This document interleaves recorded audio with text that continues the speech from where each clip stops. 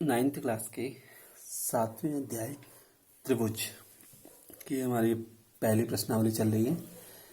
Previous video में हमने सर्वांग समता क्या होती है और उसके नियम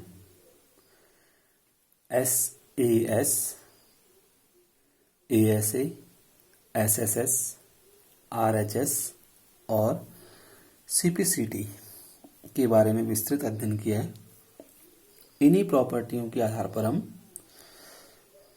जो 7.1 में हमारे प्रश्न है इनको प्रूफ करेंगे। पहला क्वेश्चन हमसे इसमें कह रहे हैं चतुर्भुज ACBD आकृति दे रखी है इसने हमें ACBD कह रहा है कि ऐसा चतुर्भुज है जिसमें AC और AD आपस में बराबर है। सिंगल जो लाइन है वो सिंगल के बराबर AC इक्वल AD। और कह रहे हैं AB कोण A को समद्विभाजित करता है। समद्विभाजित करता है का मतलब कि अगर AB रेखा कोण A को समद्विभाजित करेगी तो BAC और BAD आपस में बराबर होंगे। हमने प्रूफ करना है कि ABC और ABD दोनों सर्वांगसम है। और फिर हमसे लास्ट में कह रहा है, इसी के आगे कह रहा है BC और BD के बारे में आप क्या कह सकते हैं। तो गिवन में हमने लिख दिया है चतुर्भुज ACBD है। चतुर्भुज ACBD में AC बराबर AD है और AB जो है कोण A को समद्विभाजित करता है। प्रूफ हमने ये करना है। उसके बाद उत्पत्ति, सीधे हम इसके प्रूफ में आ जाते हैं। उत्पत्ति में क्या है उत्पत्ति का मतलब है हमने क्या प्रूफ करना है उसको लाएंगे इसमें। तो सबसे पहले हमने इन दोनों ट्राइंगल्स को सर्वांगसम सिद्ध करना है। तो इन्हीं दोनों को हमने लिया ACB या ABC, एक ही बात है, और ABD में हमें पता है AC बराबर AD है और कोण CAB का मान कोण DAB के बराबर है। ये भी इसने हमें दिया हुआ है। और AB बराबर AB, ये हमारी उभयनिष्ठ भुजा है। तब सर्वांगसमता के SAS नियम से दोनों त्रिभुज हमारे सर्वांगसम सिद्ध हो गए। अगर त्रिभुज सर्वांगसम होंगे तो हमें पता है कि उनकी सभी भुजाएं जो संगत भाग होंगे उसी ट्राइंगल के वो आपस में बराबर होंगे। तो ABC और ABD को हमने सर्वांगसम सिद्ध कर दिया है। तो उसका मतलब BC और BD इन्हीं त्रिभुजों के भाग है। तो इसका मतलब ये भी आपस में बराबर होंगे। अतः BC और BD के बारे में हम ये कह सकते हैं कि दोनों आपस में बराबर है। तो ये हमारा CPCT से आ गया। ये हमारा SAS सर्वांगसमता नियम से आया। ये इसने हमें दिया हुआ है, ये भी इसने हमें दिया हुआ है, और ये उभयनिष्ठ भुजा है। इसके आगे इनको मेंशन भी कर देंगे क्या कैसे हमने इनको लिखा हुआ है। उसके बाद हमारा क्वेश्चन नंबर 2 है। इसमें भी इसने हमें आकृति दे रखी है। कह रहा है ABCD एक चतुर्भुज है जिसमें AD और BC आपस में बराबर है। कह रहा है DAB और CBA और DAB आपस में बराबर है। प्रूफ करना है हमने। 3 खंड है इसके, ABD और BAC को सर्वांगसम सिद्ध करना है। फिर हमने लाना है BD बराबर AC और हमने लास्ट में लाना है कोण ABD बराबर है कोण BAC के, यानी ये वाला कोण इस वाले कोण के बराबर है। ABD बराबर है BAC, जो ये कोने वाले हैं। तो सबसे पहले जो दिया था वो हमने यहाँ लिख दिया है। ये हमने 3 खंड प्रूफ करके लाने हैं। उत्पत्ति में जो ट्राइंगल्स हमने प्रूफ करने हैं उनको हमने यहाँ ले लिया है। हमें पता है एडी और बीसी आपस में बराबर है।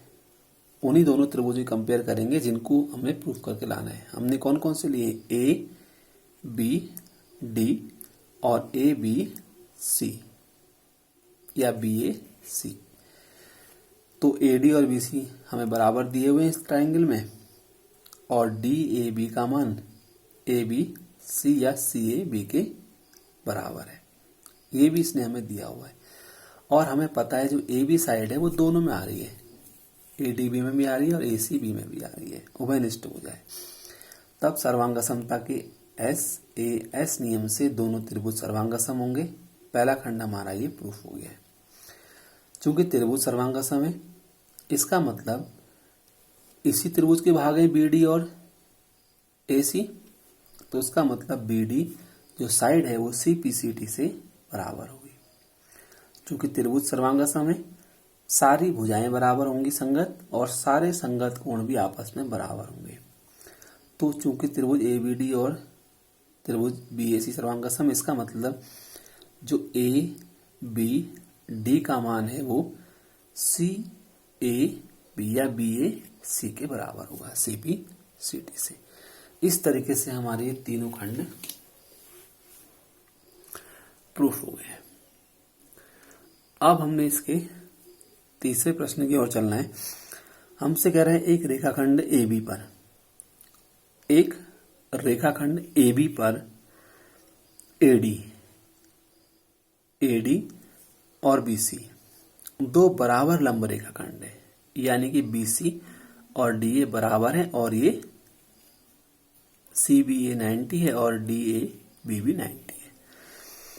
तो हमसे क्या कह रहा है? सिद्ध कीजिए कि जो CD रेखाखंड है वो AB को समद्विभाजित करता है। तो सिंपल कंडीशन है। सबसे पहले हमने AD जो दिया है वो यहां पर लिख दिया है। AB पर AD और BC दो बराबर लंब रेखाखंड है, यानी कि बराबर भी हैं ये दोनों और लंब भी, यानी कि BCB लंब है AB पर और DA लंब है AB पर, यानी कि ये एंगल हमारा 90 बन रहा है और यहां से ये 90 बन रहा है, और ये दोनों जो साइड से वो भी आपस में बराबर है।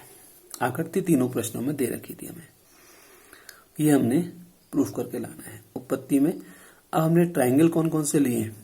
OCB और ODA। पहले नहीं दोनों को लेते हैं। हमें पता है कि BOC की जो वैल्यू है वो AOD या AOD कह लें या DOA कह लें बराबर होंगे, क्योंकि शीर्षाभिमुख कोण है। ये हमने पिछले अध्याय में सारे कोणों के बारे में समझाया था, जहां पर दो रेखाएं की बिंदु प्रतिच्छेद करती हैं क्रॉस करके, तो वो एंगल वर्टिकली अपोजिट एंगल्स हमारे होते हैं, शीर्षाभिमुख कोण बन रहे हैं, तो आपस में बराबर होंगे। और OBC या CBO बराबर है OAD, प्रत्येक 90 डिग्री है, और BC और AD आपस में बराबर है, यानी कि सर्वांग समता के AAS नियम से दोनों त्रिभुज सर्वांग सम होंगे।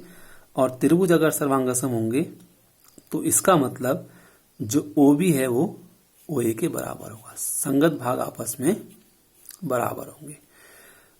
अगर ये दोनों बराबर हैं, इसका मतलब क्या शो हो रहा है कि जो CD रेखाखंड है वो AB को समद्विभाजित करता है, क्योंकि ये दोनों पार्ट्स हमारे आपस में बराबर आ गए। और यहां पर हम ध्यान रखेंगे कि जो हमने इस वीडियो के शुरू में समझाया था, जो थर्ड प्रॉपर्टी थी हमारी सर्वांग समता की, उसमें ASA पढ़ी थी हमने, यानी कि दो एंगलों के बीच की साइड थी। तो ध्यान रखेंगे ASA सर्वांग समता को हम AAS सर्वांग समता भी कहते हैं, क्योंकि अगर किसी त्रिभुज के दो कोण बराबर हैं तो उसका मतलब तीसरा कोण भी आपस में बराबर अवश्य होगा। ये हमने पिछले अध्याय में प्रमेय पढ़ ली थी। ये बराबर किन से प्रॉपर्टी से होगा? त्रिभुजों के अंतःकोण गुणधर्म से।